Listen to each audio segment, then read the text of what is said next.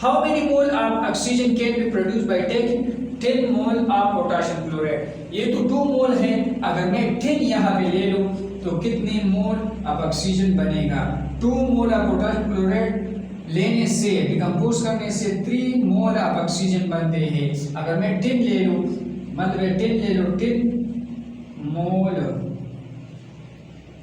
Of potassium chloride ले लो,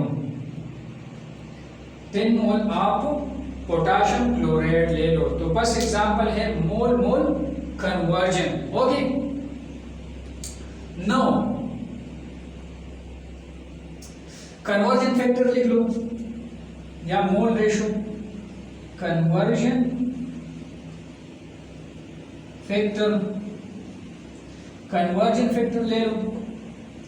2 mole of potassium chloride, 3 mole of oxygen, 2 मोल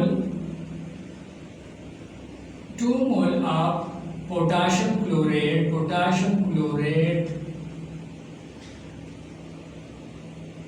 क्या है?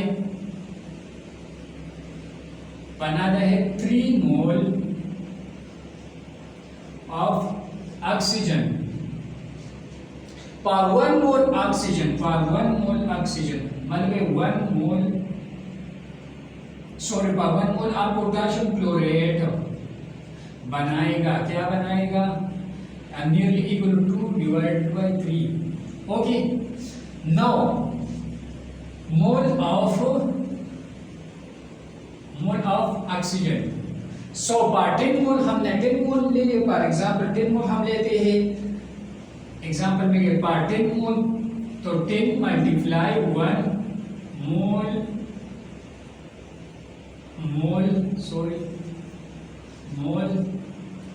ऑफ पोटेशियम क्लोराइड होगा किस तरह? 10 3 डिवाइडेड बाय 2 मल्टीप्लाई 2 5 जा 10, 2 5 जा 10, 3 5 जा 15।